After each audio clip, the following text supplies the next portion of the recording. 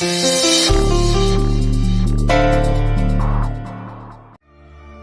ऐसा करता हूँ कि अभी के अभी कॉलेज चला जाता हूँ और सारे शिक्षकों से मिलकर उन्हें विनती करता हूँ कि आप प्लीज पढ़ाना शुरू कर दीजिए, नहीं तो मेरी पत्नी रमा भूखी रहेगी, कुछ खाएगी नहीं, कुछ पिएगी भी नहीं।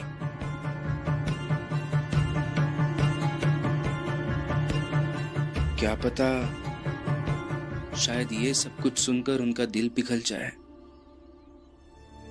और वो पढ़ाना शुरू कर दे। अभी इस समस्या को सुलझाने के लिए यही एक आखिरी रास्ता नजर आ रहा है। हाँ भीम, यही सही है इस समय तुम्हारे लिए। पता है, ये पत्नी, बच्चे, परिवार, यही जीवन का सच है। ये तुम्हारी किताबें, कॉलेज, ये फाइलें, ये सब नहीं, ये जीवन का झूठ है, सबसे बड़ा झूठ। वाह जीजा भाई वाह, कितनी बड़ी और सटीक बातें की है। आदमी को बहुत देर में समझ में आता है कि जीवन चलाने की इकलौती धुरी होती है कमाना, रोजगार करना और घर परिवार चलाना।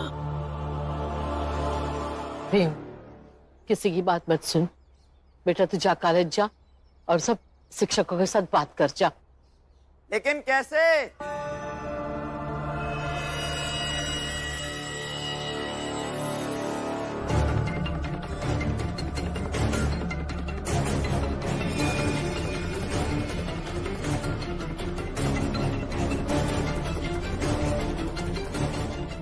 अरे प्रणाम भीमराव, दरअसल मुझे ये बताते हुए बहुत दुख हो रहा है कि हमारे कॉलेज के सारे शिक्षक गए हैं कहीं घूमने।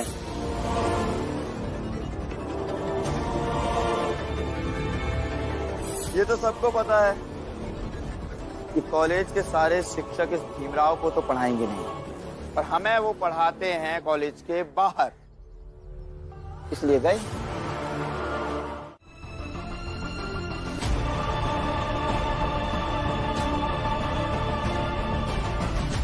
भीमराव, तुम इस रमाबाई के पति हो या इसका पतन हो?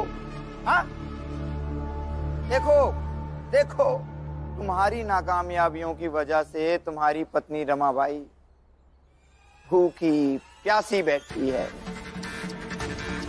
बेचारी। रमाबाई, कोई चिंता नहीं है इसे तुम्हारी, बहुत बहुत निष्ठुर है ये अपनी दुनिया में मस्त है। अपने प्रिय सर से ऐसी बातें कर रहा है जैसे जैसे इसकी कोई गुप्त योजना सफल हो गई है। क्यों भीमराव? हाँ,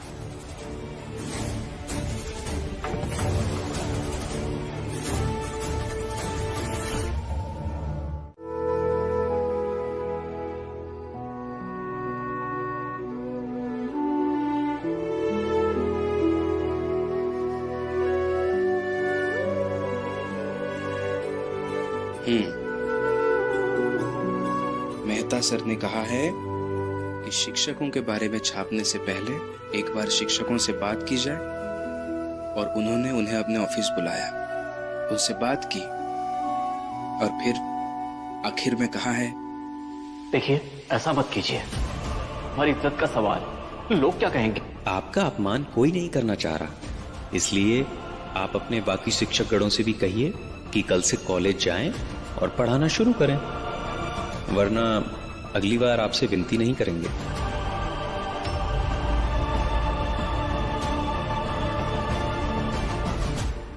रमा, क्या लगता है तुम्हें, इन्होंने मेरी मदद क्यों की होगी? क्योंकि आपकी बातों में दम था, आपकी बातें सच्ची थी और आपकी जो मांग थी वो जायज थी। नहीं,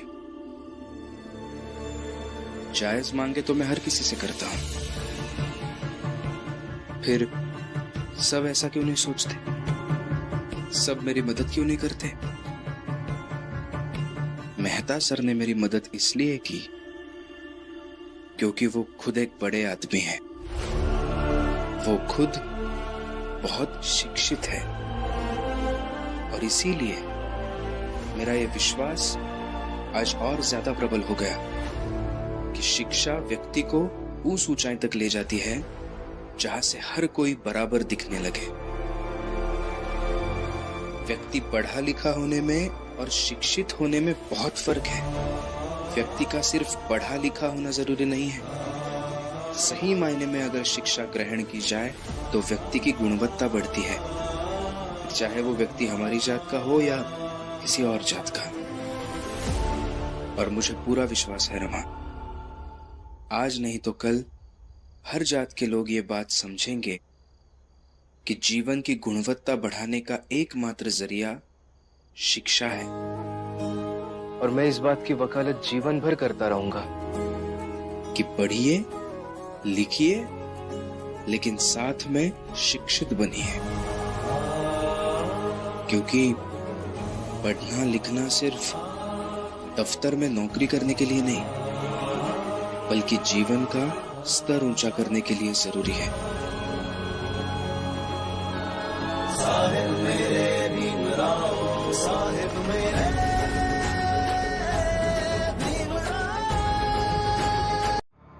समझ में नहीं आता कि सब इसकी बात सुन कैसे लेते हैं।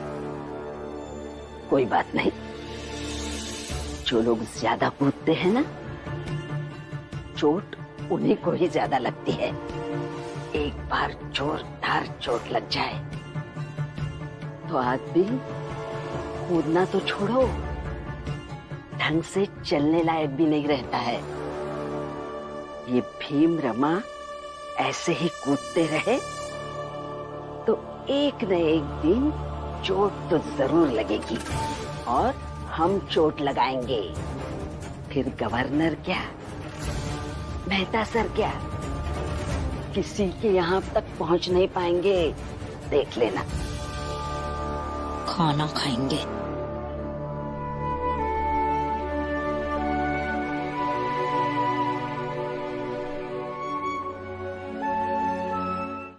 मुझे नहीं लगता नरोत्तम जोशी, तुम्हें सब कुछ जानना महत्वपूर्ण है। ना ना गुरुजी, आपको क्या लगता है ये महत्वपूर्ण नहीं है गुरुजी? मुझे क्या लगता है ये महत्वपूर्ण है। और मुझे लगता है कि मुझे इस मामले की पूरी जानकारी होनी चाहिए। पहले उस मैनेजर ने पूरी बात नहीं बताई, अब आप मुझे नहीं बता रहे। क्या तय हुआ था हमारे बीच कि आप भीमराव को नहीं पढ़ाएंगे? यही हुआ था ना तय? बोलिए। फालतू की बकवास मत करो, यहाँ से चले जाओ। गुरुजी, तबीयत खराब हो गई है क्या आपकी? ये कैसी बातें कर रहे हैं आप जोशी जी के साथ? जो पूछा गया है वो बताइए। मैंने कहा ना, मैं नहीं बताऊंगा। गुरुजी, गुरुजी, आपने बोला आप नहीं बताएंगे और हमने कहा बताइए, तो आपको बताना पड़ेगा गुरुजी। जल्दी बताइए क्या हुआ। जब तक तुम अपने बारे में कुछ ऐसा मुझे नहीं बताते जो मुझे पता ही नहीं है, तब तक मैं नहीं पढ़ाऊंगा। अब मेरी कक्षा में पढ़ाई नहीं होगी, बाकी बच्चों का सिलेबस मैं कॉलेज के बाहर कंप्लीट करवा दूंगा। तुम अपना देख लो। एक बात कान खोल कर सुन लो, तुम जो चाहो नौटंकी कर लो, मुझ पर कुछ असर नहीं पड़ेगा।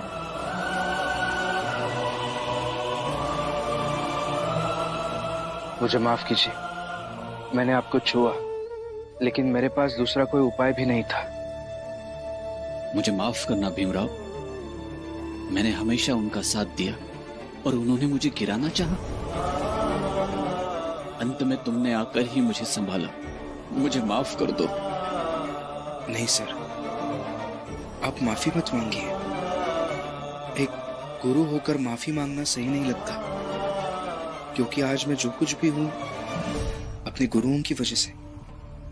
भले ही वो अंबेडकर गुरुजी हो, किर्लोस्कर गुरुजी हो या आप सब कॉलेज के शिक्षक हो। एक गुरु अपने शिष्य को उसके बेहतर भविष्य के लिए हमेशा मार्गदर्शन करता है, उसके लिए रास्ता बनाता है लेकिन मैंने हमेशा तुम्हारे रास्ते में परेशानियां ही खड़ी की है। मुझसे ऐसी गलती हो गई है कि माफी मांगे बिना इसका प्रायश्चित नहीं हो सकता भीमराव। सर, अगर आपको प्रायश्चित करना ही है तो मुझे बस एक वचन दे दीजिए। आगे कभी भी कोई भी आपके पास पढ़ने आ जाए तो उसे आप पढ़ाई से वंचित नहीं करेंगे।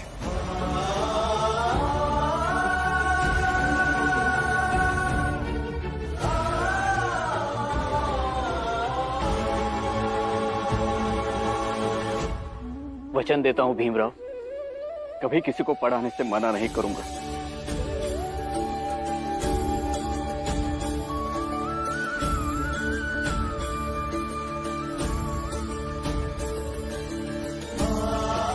तुम्हें पढ़ लिख कर इतना बड़ा बनना है कि हर आदमी तुम्हारे साथ बैठना चाहे, हर आदमी तुम्हें छूकर गर्व महसूस करे।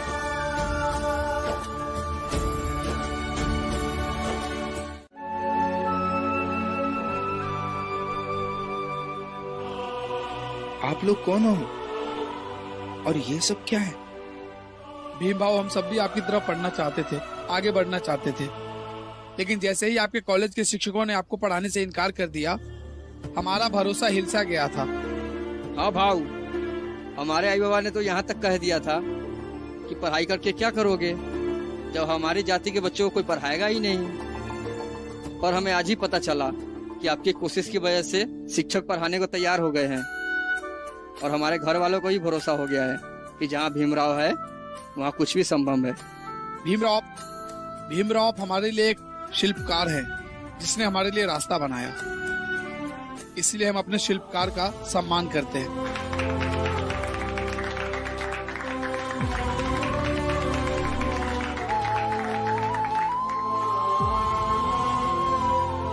इसके लिए बहुत बहुत धन्यवाद।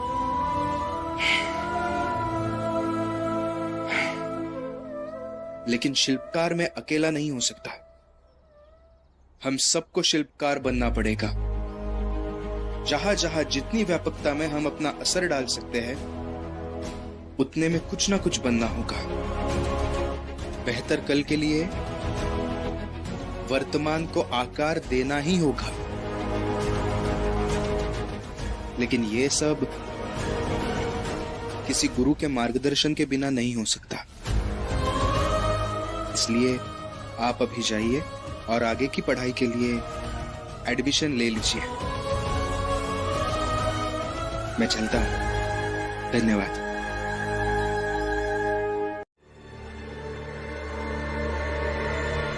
बताइए। हम जी। जोकू, जनार्दन, मेरे रास्ते से हट जाओ। राम जी, हमका हटाने के पहले या हितेश भाव से उलझेंगे पहले अपने बेटवा भीमराव का ढंग से समझा दो कि जब भी हम लोगन की तरफ देखा है तो ऐसे न देखा है जैसे हम लोगन के खिल्ली उड़ा रहा है। खिल्ली? मैंने कब खिल्ली उड़ाई आप लोगों की? हमेशा जब कभी तुम हमारे सामने पढ़ते हो तो ऐसे देखते हो जैसे हम लोग चींटी हैं और तुम हाथी। कब तक बर्दाश्त करता? हाँ?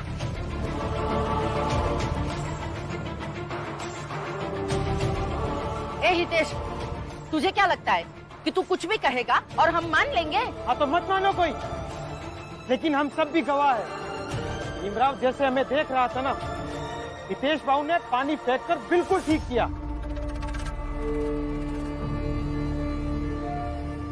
राम जी, हो गए तुम फौज के रिटायर्ड सूबेदार, लेकिन हितेश बाबू भी अकेले नहीं है, हम सब उनके साथ हैं। चलो हितेश बाबू।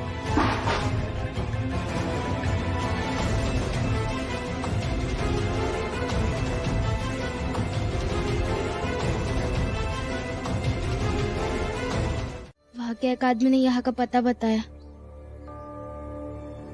बाला भैया कहाँ है? क्या हम सच में जा रहे हैं? देखो, गिरमिटिया मजदूर बनकर विदेश हम पक्का जा रहे हैं। और इसी सिलसिले में हम आनंद से बात करने जा रहे हैं। लेकिन तुम याद रखना, अगर तुमसे कोई कुछ पूछे तो बिल्कुल मत बताना कि हम कहाँ गए। लेकिन इस शहर से दूर जाना ही क्यों, यही रह जाएंगे ना। जैसे जीवन कट रहा है वैसे ही कट जाएगा। क्यों? तुम्हारा ससुराल यहाँ है इसलिए? देखो, मैं तुमसे पहले भी कह चुका हूँ, ये बार बार ससुराल ससुराल करना बंद करो। तुम्हारा सिर्फ पति ही है और कोई नहीं। और यही बात मैंने शादी के समय भी तुम्हें और तुम्हारे घर वालों को कही थी। लेकिन मैं ससुराल कहाँ जाती हूँ, और मैं जानती हूँ आपकी मर्जी के बगैर मेरा कोई ससुराल नहीं हो सकता। पर मुझे फिर भी लगता है कि हमारे यहाँ से जाना बिल्कुल भी ठीक नहीं है। तुम्हारी राय मांगी किसी ने? जितना कह रहा हूं उतना ही करो, वरना कहीं खुद का दिमाग चलाने के चक्कर में अपने पति को भी ना खो दो।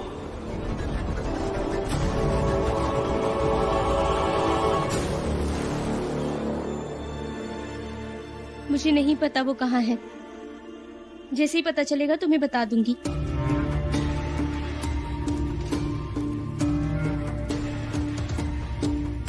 अच्छा, ये सब छोड़िए, इनको होगा ताकि भविष्य में जब भी कभी बैठेंगे तब हिसाब करेंगे। बुआ, ये सब क्या कर रही है आप? भीम, रुक जा, ले लिख। अरे मैं तो भूल ही गई, तुझे लिखना कहाँ आता है? अगर तू लिखी पढ़ी होती तो आज राम जी और भीम की बात समझ सकती थी।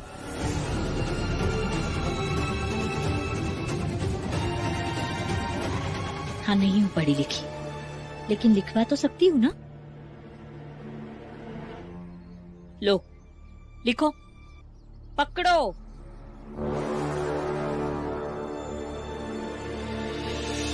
लिखो, अंगूठा लगा दूंगी। ये सब क्या चल रहा है आप लोगों का? आपस में क्यों झगड़े हो रहे हैं यहाँ पे?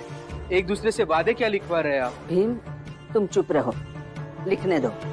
लिखो लिखो जल्दी।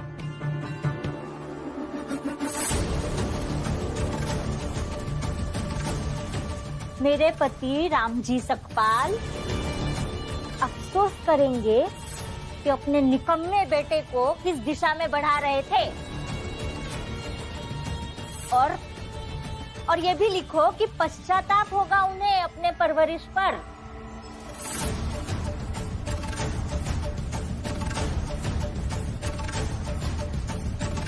हो गया?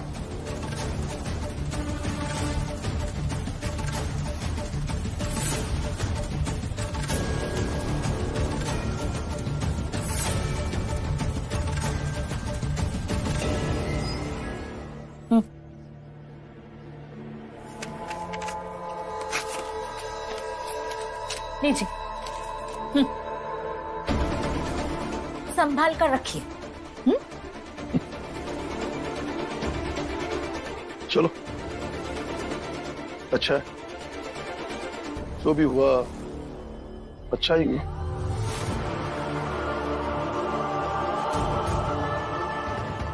अब मैं सच्चा हूं या जीजाबाई सच्ची है, इसका फैसला तो अभी इस बात पर निर्भर होगा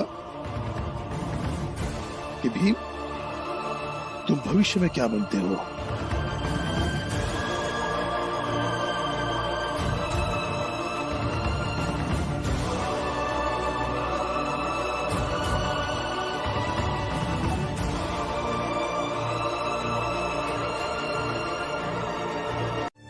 वो बुआ, मैं, दीदी, आप कहाँ चली गई थी? हमने कितना ढूंढा आपको।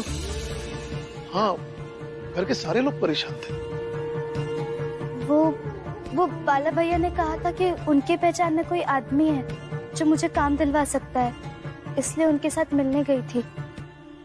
लक्ष्मी, दुनिया के बाकी लोग मर गए थे तो तुम बाला से मदद मांगने गई थी? बाबा, ये शांत हो जाइए, गुस्सा मत कीजिए। भाभी को भी अभी काम की जरूरत है ही ना। आनंद भैया की हालत कैसी है हम सब जानते हैं। उनकी तबीयत खराब है तो हम सबसे ज्यादा भाभी का परेशान होना जायज भी है। अच्छा भाभी, काम मिला आपको?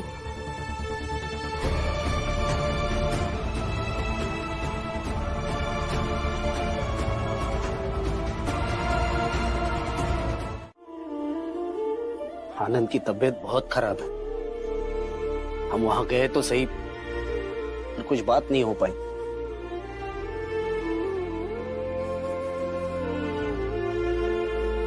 इसका मतलब आनंद भैया नहीं जाएंगे?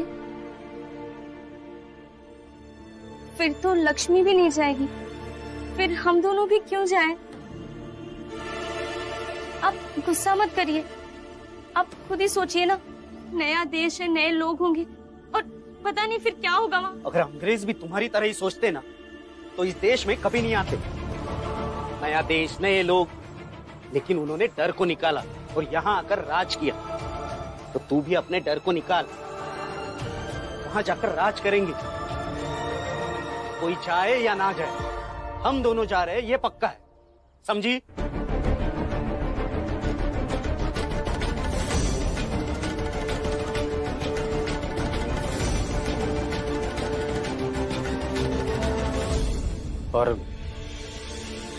और रहा सवाल लक्ष्मी का, तो मैं उसे कहकर आया हूं कि अगर 5 साल घर से दूर रहने से वो इतना पैसा कमा सकती है कि आगे का जीवन आराम से बीत जाए, तो इसमें बुराई क्या है? आगे लक्ष्मी की मर्जी।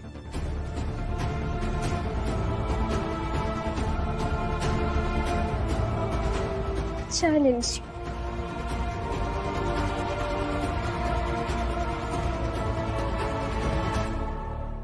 ये लोग आपके खिलाफ एक साजिश रच रहे हैं।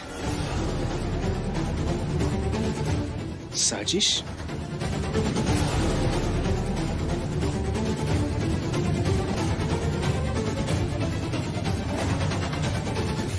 कैसी साजिश?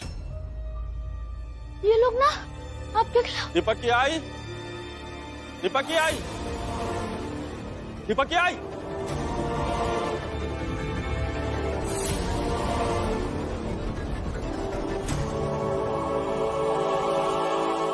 साहब माफ कर दीजिए और कुछ समय और दे दीजिए, मैं आपके पैसे वापस कर दूंगी। माफी चाहिए? 4 बार मैंने तुम्हें समय दिया, 4 बार।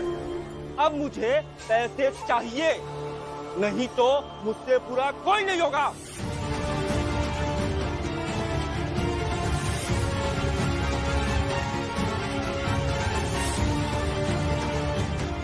देखिए, पहले तो आप एक महिला के साथ इस तरह से बदतमीजी से बात मत कीजिए। हाँ, आप मेरी ऐसे बात नहीं कर सकते। अच्छा, कैसे बात कर सकते हैं? तेरे चक्कर में तेरी आई ने मुझसे पैसे लिए। आप जरा ढंग से बात करेंगे क्या? ढंग से बात करूं? हाँ, तू ही भीमराव है ना, जो सबको भाषण देता है?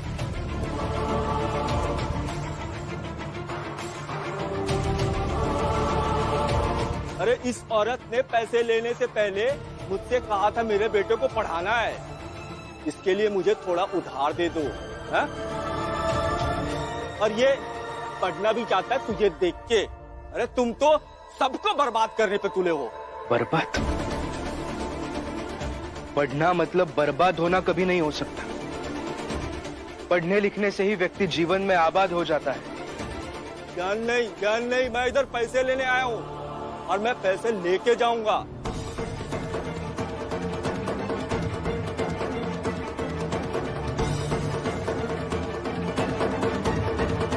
साहब बस परसों तक मैं आपके पैसे वापस लौटा दूंगी, कैसे भी करके।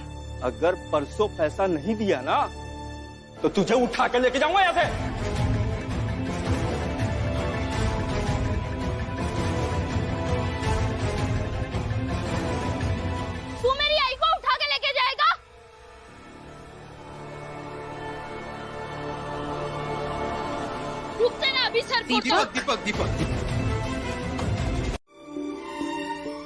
दीपक जब बड़ा आदमी बन जाएगा ना तो आपको इस पर गर्व होगा। और ये अभी की तकलीफ है आपको छोटे लगने लगेंगे। देखो दीपक, अगर तुम भीम के बताए रास्ते पे चलोगे तो यही होगा। कोई भी आकर के तुम्हारे आई को भला बुरा सुनाकर और बेइज्जती करके चला जाएगा। पहले पढ़ाई या पहले आई? हाँ दीपक, अच्छे से सोच लो कि का जरूरी है, भीम के दिखाए झूठे सुनहरे भविष्य का सपना कि आई की इज्जत। तेरे पत्थर उठाने से वो लोग डर नहीं जाएंगे। पैसे वाले हैं, पैसों से ही डरेंगे और रुकेंगे। इसलिए पैसे कमाओ, बाकी सब कुछ हो जाएगा। दीपक, आराम से सोचो, कोई जल्दी नहीं है। अभी तुम पढ़ाई शुरू किया और तुम्हें पढ़ाने के लिए तुम्हारी आई को उधार लेना पड़ा। सोचो अभी कितना पढ़ाई आगे पढ़ोगी पता नहीं, सोचो। और फिर भी अगर तुम्हें लगता है कि हम गलत कह रहे हैं तो जाओ और जाके भीम भाव से कह दो कि हम क्या साजिश कर रहे थे। और अगर नहीं तो आ जाओ हमारे साथ और बन जा गिरमिटिया मजदूर। रमा और भीम, तुम दोनों जाओ यहाँ से। देख लिया मैंने बच्चे को पढ़ाकर, और सपने देखने में हर रोज इज्जत के साथ खिलवाड़ होता है। और औकात नहीं है हमारी कि हम इतने बड़े बड़े सपने देखें। तुम दोनों जाओ यहाँ से। लेकिन काकी, दीपक को पढ़ाने में औकात की बात कहाँ आ गई? एक बार कहने से बात समझ में नहीं आती क्या तुम दोनों को? कहा ना तुम दोनों जाओ यहाँ से, तो जाओ। भीम, रमा, तो दीपक की अम्मा कह रही जाएगा तो जाओ ना यहाँ से। काय परेशान कर रहे हो का? हम जाना था तुम लोग सही कर रहे हो, सही ही कह रहे हो, लेकिन हमका नहीं लागत है कि तुम लोग के सही में भी साथ खड़ा होना चाहिए। दीपक की अम्मा, अपन ख्याल रखो, हम चलत हैं। और तुम लोग भी जाओ, अपन काम करो।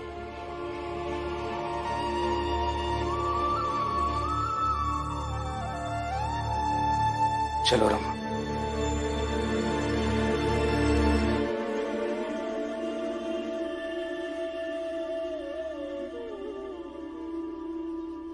सोच लो, अब चुनना तुम्हें है कि पत्थर। बाकियों से वैसे भी मुझे मतलब नहीं। ये रे मेरे और मेरे पत्नी के कागज।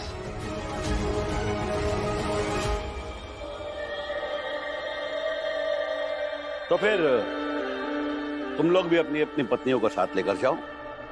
वैसे भी परिवार के साथ गिटमिटिया मजदूर बनकर जाने के लिए सरकार भी बढ़ावा देती है। नहीं नहीं मालिक, हम लोग तो हुआ अकेले ही जाएंगे। अब इनका कहा है, ये लोग तो 2-4 दिन यहाँ रोएंगी, दुख मनाएंगी हमरे जाए का। फिर तो हमरे लौट के आने का इंतजार करेंगी ना यहाँ कि हम लोग पैसा कमाए के वापिस आएंगे।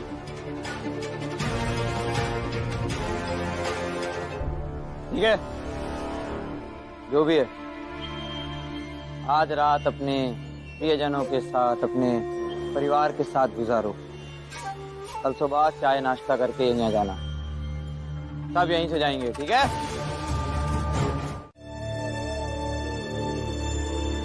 आई, कल सुबह सब लोग चाय पी के चले जाएंगे, किसी को नहीं बताएंगे। जब तक आप खाना बनाने के लिए चावल का डब्बा खोलोगी, तब तक हम सब लोग बहुत दूर चले जाएंगे आई। इसलिए मैंने मेरी सारी किताबें बेच दी और ये पैसे मैं यहाँ रख जा रहा हूँ। ये पैसे आई आप साहिब को दे देना।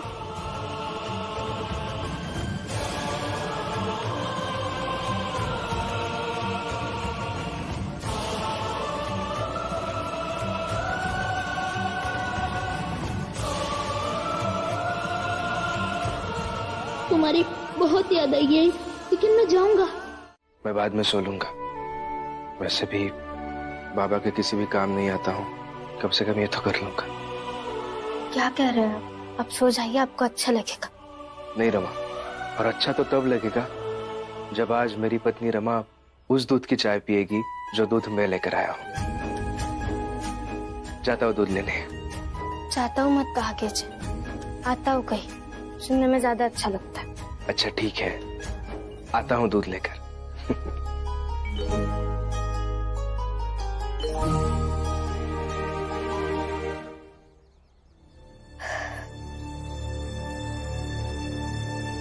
रमा, मैं कोकण जा रही हूँ, घर में सबको बता देगी ना? दीदी, इतनी सुबह सुबह? अच्छा ठीक है, मैं खाना बना देती हूँ, आप खाना खाते जाइए। नहीं रमा, वैसे भी उस रास्ते पे बहुत कम रेलगाड़ियाँ जाती है, अगर गाड़ी छूट गई तो इसलिए सुबह सुबह ही निकल रही हूँ। अब चलती हूँ, ख्याल रखना अपना। दीदी,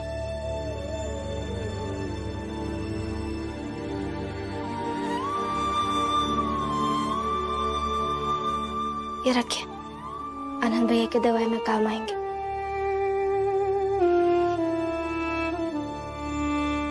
जरूरत पड़ेगी। क्या हुआ, क्या बात है, काहे बुला रहे हो? क्या हुआ बेटा? दीपक कहाँ है काकी?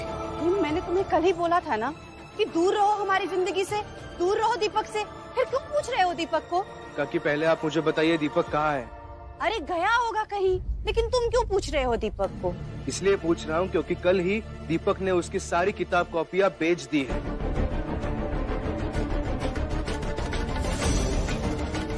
और अभी आप बता रही है कि दीपक दिख नहीं रहा है, पता नहीं कहाँ गया है। मुझे उसके बारे में जानना होगा। सही तो किया है, काफी किताब बेचकर। हो सकता है वो सेठ को पैसे देने गया हो। ये लोग आपके खिलाफ एक साजिश रच रहे हैं। हाँ बताओ, क्या साजिश है उनकी? नहीं, मुझे कुछ और ही लग रहा है। हाँ, और लक्ष्मी दीदी ने मुझसे सुबह कहा कि मैं कोकण जा रही हूँ, और मैंने ये उनको पैसे भी दिए, मगर उन्होंने लिए नहीं, पैसे ही रख के चले गए।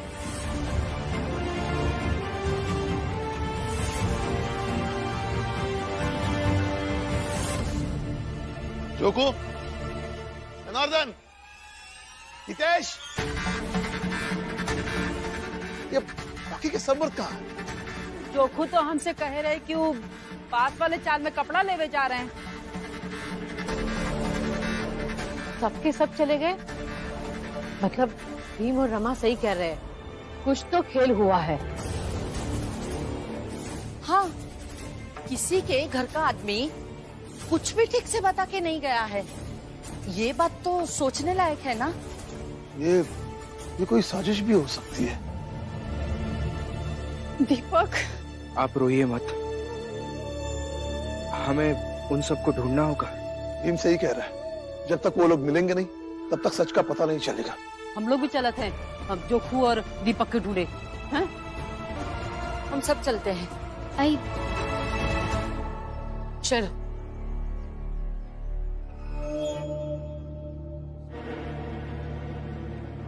सबने मिलकर कौन सा खेल खेला है? भाभी, ये मत सोचिए। लक्ष्मी दीदी, जोखू भाऊ, जोखू, दीपक, हितेश काका, लक्ष्मी, दीपक, दीपक, लक्ष्मी, काका, आपको यहाँ कुछ लोग दिखे क्या? एक 7-8 लोग होंगे, उनके साथ एक बच्चा भी है। हाँ हाँ, मैंने कुछ लोगों को यहाँ नीचे जाते हुए देखा। यहाँ नीचे? हाँ, धन्यवाद। धन्यवाद।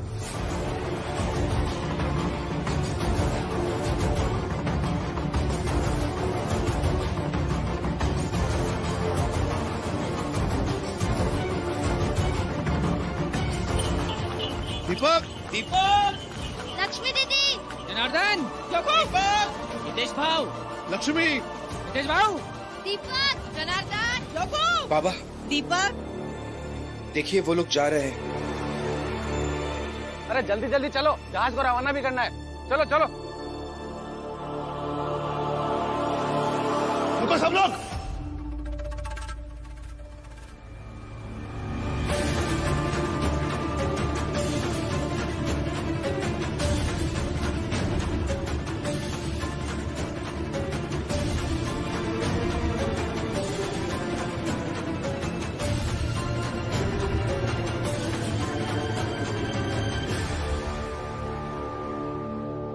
ऐसे बिना बताए कहाँ जा रहे थे आप लोग?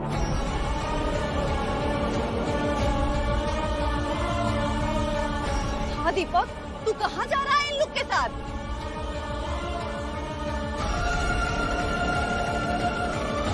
जोखू, ये आए थे तुम कपड़ा लेने? हमसे झूठ बोल के धोखा देके भाग रहे थे। कहाँ जा रहे थे बोलो?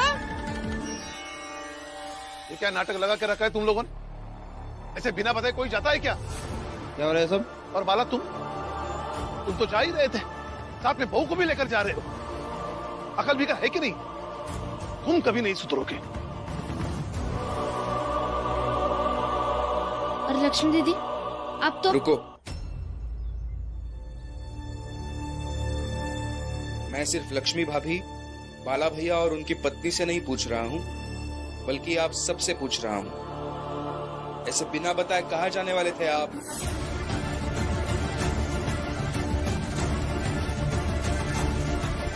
तुम होते कौन हो सबसे पूछने वाले?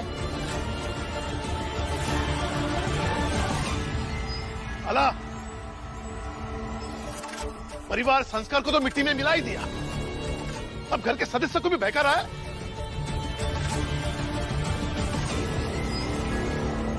सबकी जिम्मेदारी मेरी थोड़ी ना है। मैं सिर्फ इतना जानता हूं, मैं और मेरी पत्नी कहाँ जा रहे हैं।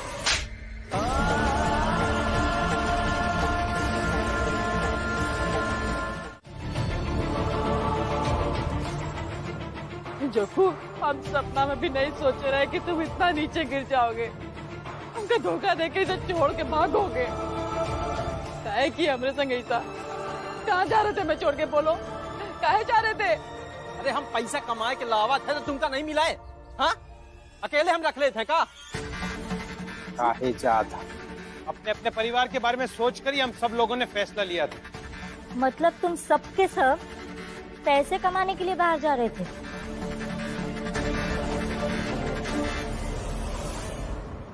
और रमा, भीम भाऊ जब पढ़ने के लिए, एक बेहतर भविष्य के लिए लंदन जा सकते हैं, तो मैं बस 5 सालों के लिए गिरमिटिया मजदूर बनकर क्यों नहीं जा सकती हूँ?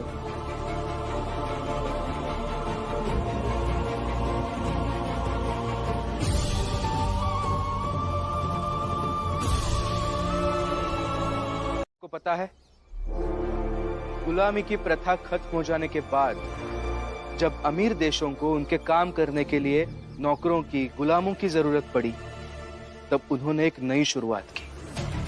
वो एग्रीमेंट बनाकर लोगों को यहां से वहां ले जाने लगे, ताकि वो दास प्रथा की तरह ना लगे। आप सबको बताया गया है ना कि 5 साल बाद आप बहुत सारे पैसे लेकर वहां से यहां लौटे, लेकिन मैं आपको बता देता हूं, 5 साल बाद वो लोग जब आपको आजाद करेंगे, तब आपके पास इतने पैसे नहीं होंगे कि आप भारत लौट सके। कैसी बात कर रहे हो? हा? अरे 5 साल मजदूरी करेंगे तो हम अमीर हो जाएंगे, लेकिन तुम कह रहे हो कि हमारे पास पैसे नहीं होंगे। इतना नकारात्मक हर समय कैसे हम सब के बारे में सोच लेते हो तुम? हितेश काका, आप 20 साल से ज्यादा यहाँ काम कर रहे हैं ना, तो आज तक ऐसे कितने पैसे कमाए आपने? दूर के ढोल सुहाने लगते हैं, और आप सबको इतनी सी बात समझ में नहीं आई कि नरोत्तम जोशी आप सबके फायदे के लिए क्यों कुछ करेगा? तुम दोनों मियाँ बीवी हिज्ज न करो। और भीमराव, अपने व्यक्तिगत दुश्मनी के चश्मा से हम लोगन के फैसले का आकलन न कर, समझा? व्यक्तिगत दुश्मनी नहीं है काका। चलिए मैं कुछ और बताता हूँ जो चीजें उन्होंने आपको नहीं बताई होगी। जब इस देश से पहली बार गिरमिटिया मजदूरों का जहाज विदेश जा रहा था, तो वो जहाज बीच समंदर में ही डूब गया और सब लोग मर गए थे।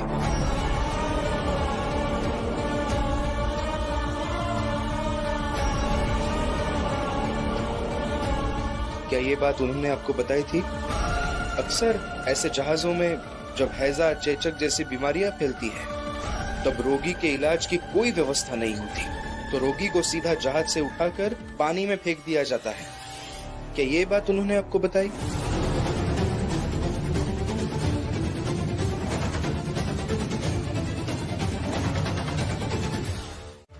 बाबा, पापा ये सब मत कीजिए।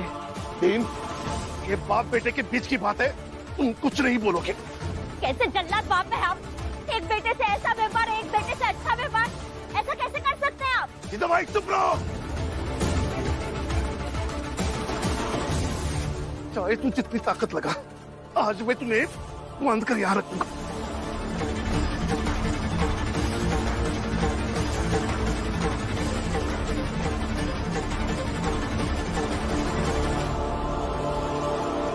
कौन है आप लोग? और ऐसे मेरे सामने आकर क्यों खड़े हो गए? तुम्हारे लिए ये जानना जरूरी नहीं कि हम कौन हैं, बल्कि तुम्हारे लिए ये जानना ज्यादा जरूरी है कि तुम्हारा देवर भीमराव पागल है। ये कैसी बातें कर रहे हैं आप लोग? उचित, एकदम उचित बातें कर रहे हैं ये लोग। तुम्हारा देवर, तुम्हारा ससुर, दोनों पागल, और उन दोनों पागलों ने मिलकर सारे किए कराए पर पानी फेर दिया। पागल मेरा देवर भीम या मेरे बाबा राम जी नहीं है, पागल है आप सब लोग, और पागल है मेरे पति। मजदूर, गिरमिटिया मजदूर है तू, याद रख। विनय जी, पूरा परिवार है या पागल खाना है? सुन, भीम और रमा की तरह बनने की कोशिश मत कर, याद रख एग्रीमेंट पर है तू, गिरमिटिया मजदूर है तू, समझी? काश मैं भीम और रमा की तरह बन पाती। सुन, तुझे जिसकी तरह बनना है बन जा, मगर जाना तो तुम सबको होगा ही। ये बात तुम्हारी समझ में जितनी जल्दी आ जाए उतना ही तुम लोगों के लिए अच्छा होगा।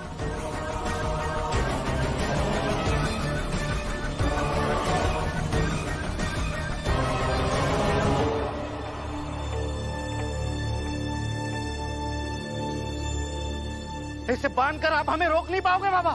मुझे तुम्हारी चिंता नहीं है, मुझे इस घर के बहू की चिंता है। रमा, जल्दी जा और बड़ी बहू को लेकर आ। जब तक ये गिरमिटिया वाली समस्या खत्म नहीं हो जाती तब तक वो यही रहेगी। नहीं, मेरी पत्नी यहाँ नहीं आएगी। ये ना तो उसका ससुराल है और ना ही आप सब उसके घर वाले। जा रमा, इसके कहने से रिश्ते खत्म नहीं होते। नहीं रमा, तुम नहीं जाओगी। रमा, बाबा कह रहे हैं ना, जाओ भाभी को लेकर आओ। नहीं नहीं रमा, रमा,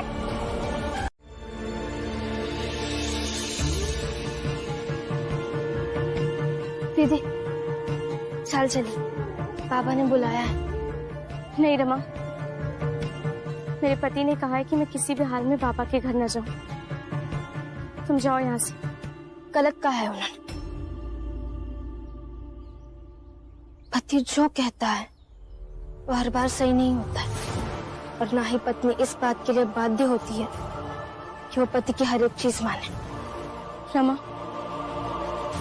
तुम ऐसा कह सकती हो क्योंकि तुम्हारे पति भीमराव हैं। तुम ऐसा सोच सकती हो क्योंकि तुम्हारे पति ऐसा ही सोचते हैं, पर मैं नहीं सोच सकती। और रमा, एक पत्नी चाहे जैसा भी सोचती हो, उसके पति की सोच का असर उस पर पड़ता ही है। इसलिए तुम जाओ यहाँ से, मैं यही ठीक हूँ। दीदी नहीं ठीक है आप। अगर बाला भैया की सोच गलत है ना, तो आप उस गलत सोच की पोषक हैं। बाला भैया का अगर व्यवहार गलत है तो आप उस व्यवहार के समर्थक हैं। हाँ, बाला भैया अगर पति गलत है ना, तो आप उस गलत पति के सहयोगी हैं। और दीदी, हम अगर गलत का साथ दें ना, तो हम भी बराबरी के गुनहगार होते हैं। जिद नहीं करूंगी, पर इतना जरूर कहूंगी कि आपको बाला भैया को बदलने की कोशिश करनी चाहिए। और ये सिर्फ और सिर्फ आप ही कर सकती है।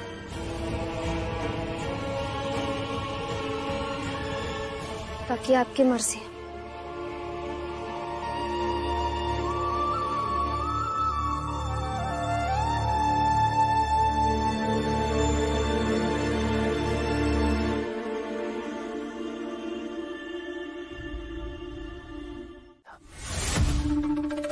हम सब भाग भी नहीं सकते। फुलिया, दीपक की आई, सब हम सब पर में नजर गड़ाए बैठी है। और ऊपर से भीमराव कानूनी लड़ाई लड़ाई चला गवा। कुछ सच कहें तो कि भीमराव जब भी कानूनी लड़ाई लड़ाई के बात करत है, पता नहीं कहे हमका डर लागे लागत है। हितेश बाबू, जोगू बाबू, पता नहीं कब कैसे मगर दिल में ये बात बैठ गई कि भीमराव दुनिया की हर लड़ाई हार सकता है मगर कानूनी लड़ाई नहीं। हाँ तो लड़ने दो काका, भीम भैया को उनकी कानूनी लड़ाई। हम क्यों डरे, हम अपनी लड़ाई लड़ेंगे। आपन लड़ाई? कौन सी लड़ाई? काका, जो लोग हमें जाने से रोक रहे हैं, अगर वो लोग भी हमारे साथ चले तो आपके और मेरे घर में कोई रोकने वाला ही नहीं होगा। तो भीम भैया रोक के भी क्या कर लेंगे। दीपक सही कह रहा है और हमें इसकी तैयारी करनी चाहिए।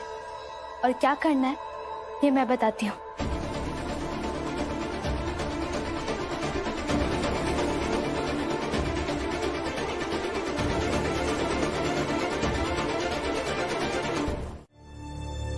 वकील साहब ने क्या कहा? वकील सर ने कहा कि उन एग्रीमेंट्स का कोई कानूनी काट नहीं है। क्या?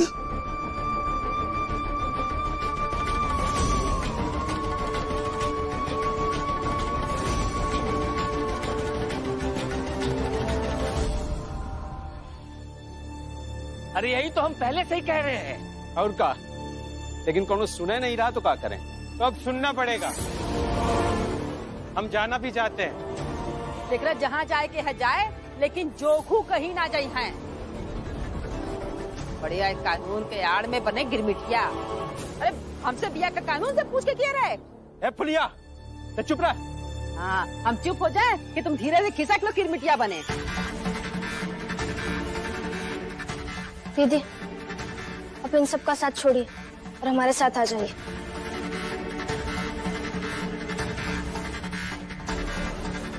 नहीं, हम जाएंगे। और मैं तो ये भी कहता हूँ कि आप सब हमारे साथ चलिए। फुलिया ताई आई, आप सब। ए बट, हम कहीं नहीं जाइबे, कहू कहीं न जाई। तो फिर ठीक है, हम यहीं इस चाल में धरना देंगे।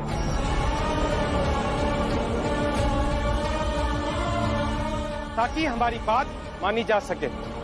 या तो हमें जाने दिया जाए या तुम सब हमारे साथ चलो।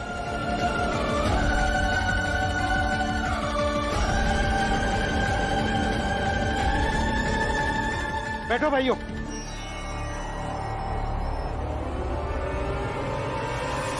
लक्ष्मी,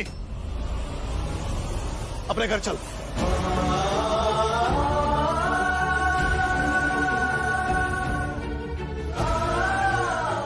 मैंने क्या कहा सुना? अपने घर चल।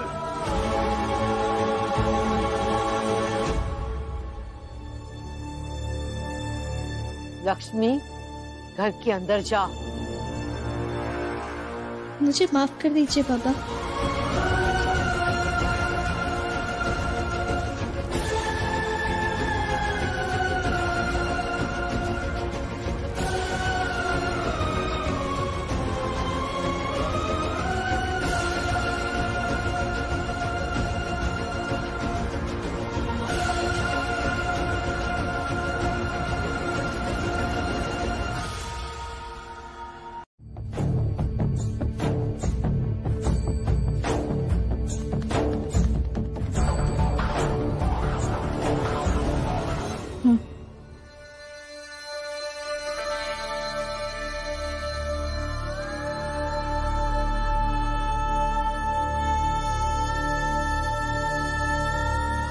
अभी नहीं मरूंगा। अभी के बाद भी तुम्हें बहुत समय मिलेगा जो तुम मुझे ताना सुना सको। लेकिन अभी के लिए मुझे छोड़ दो।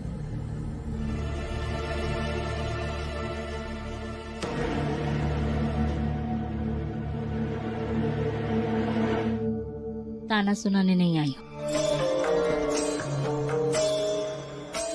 एक पत्नी अपने पति का दुख बांटने आई है।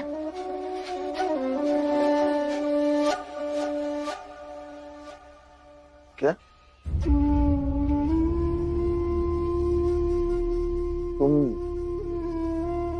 मेरा दुख बांटने आई हो?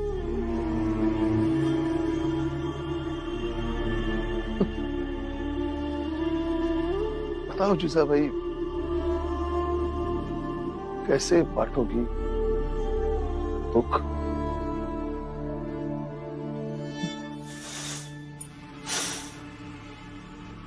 मुझे नहीं लगता कि आपने कभी मुझे आपकी पत्नी माना भी है मन से।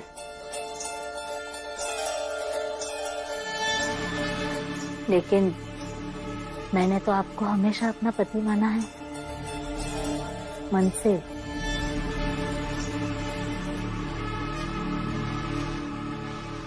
इसलिए बस ये बताना चाहती हूँ कि हिसाब कीजिए। आप अपने बेटे और बहू के लिए अपनी जान छिड़कते हैं, बदले में आपके बेटे और बहू क्या मानते हैं आपको? बाला आपकी कितनी इज्जत करता है ये तो मुझे आपको बताने की जरूरत नहीं है। और भीम और रमा का क्या है, अपने सिद्धांत है उनके सिद्धांतों के खिलाफ मैं तो क्या। आप भी जाए तो भूल जाते हैं वो कि आप उनके बाबा हैं।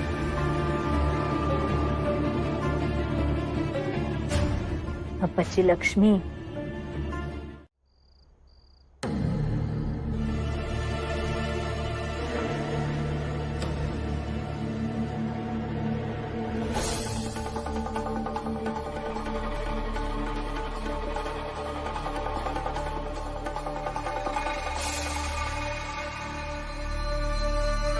अच्छा, तो इसलिए खाना नहीं खा रहे थे आप? जब तक ये सब नहीं खाएंगे आप कैसे खा सकते हैं?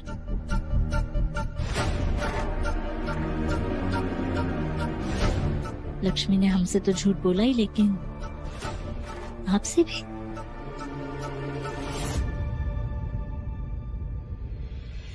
आप मुझसे कुछ कहे इससे पहले बता दूं कि मैं ताना नहीं दे रही हूं मैं आपको। सबको अपना अपना कहते हैं, इनमें से कौन अपना मानता है आपको? सब अपने अपने हिसाब से जीते हैं। कहने के लिए बाबा है आप उनके, सिर्फ नाम के बाबा रह गए हैं। लेकिन पत्नी बोले तो बुरा लगता है।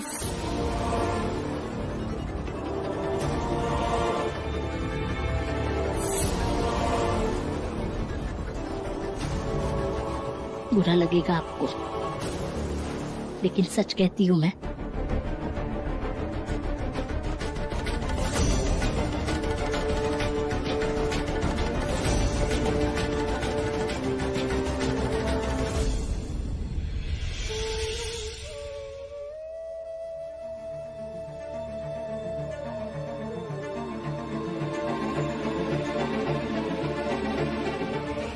जब मैं किसी के लिए कुछ हुई नहीं तो क्या करूंगा यहां रहकर? ये घर छोड़कर ही चला जाऊंगा।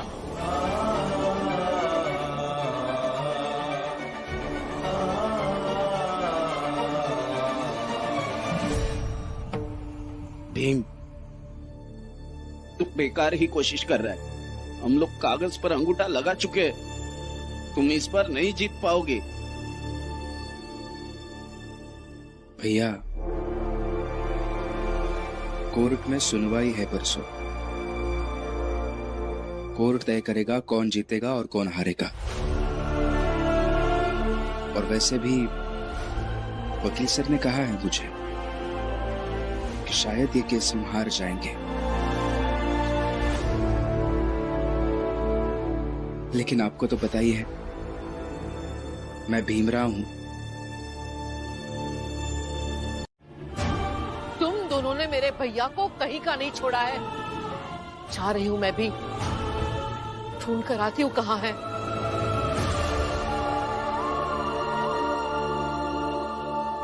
आ जाइए, आप भी बाहर ही शांति ढूंढ लीजिए। चलो भाभी।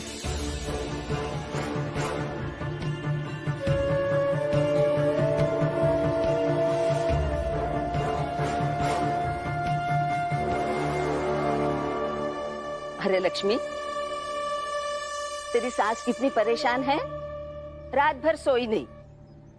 तुम रात भर इन होने वाले गिरमिटिया मजदूरों के साथ बैठी रही तो वो कैसे सो सकती है? आई है मेरी, पता है मुझे मेरे लिए कितना परेशान रहती है। अरे जा, एक बार अपने सास से बात कर ले, पूछ ले, देख अच्छे से बात कर लेना, हाँ? फिर आके धरने पे बैठ जाना। जा।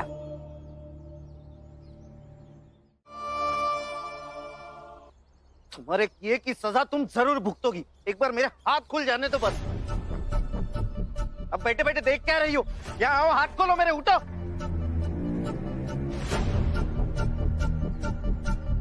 अरे खड़ी खड़ी देख क्या रही हो? हाथ खोलो, मेरे पति हूं तुम्हारा। अरे मामी जी, आप तो हाथ खोल दीजिए मेरे। देखिए अगर मेरे हाथ खुल गए ना तो फिर इस भीम और रमा को सबको देख लूंगा मैं, सोच लीजिए। और इससे तो अच्छे से मजा चखाऊंगा।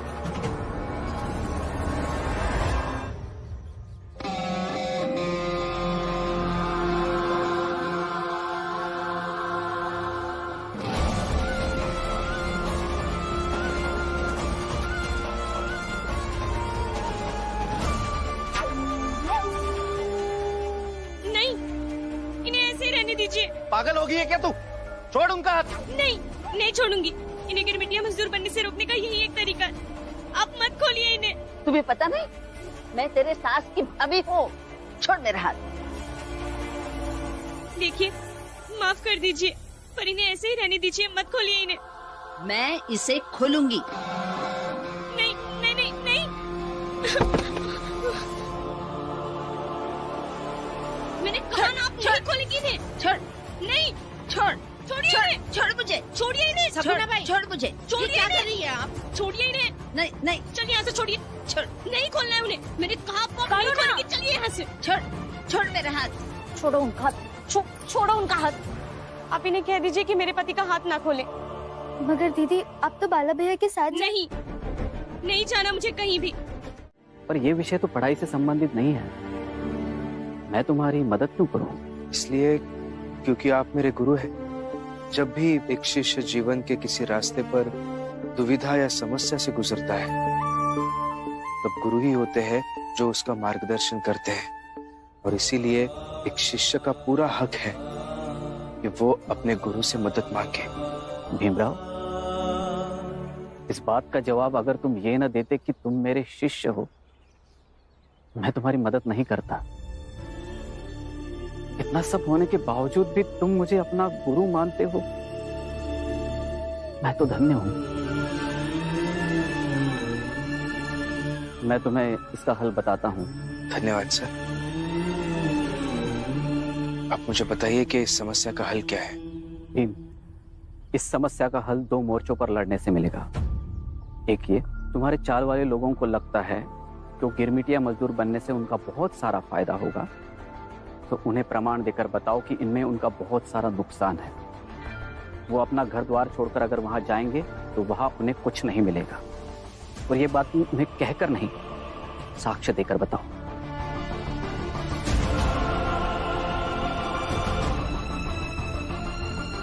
और दूसरा मोर्चा? और दूसरा, इसका राजनीतिक और प्रशासनिक समाधान ढूंढना होगा। सर, अंग्रेजी सरकार का ही तो प्रशासन है और वो लोग इसे बढ़ावा ही दे रहे हैं, तो इस विषय में वो हमारी मदद क्यों करेंगे? इस समय और भी राजनीतिक हस्तियां हैं जो अंग्रेज नहीं है और वो हमारी मदद कर सकते हैं।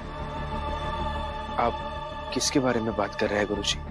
तुम्हारे कॉलेज एल्फिस्टन से पढ़े हुए हैं, पुणे वाले।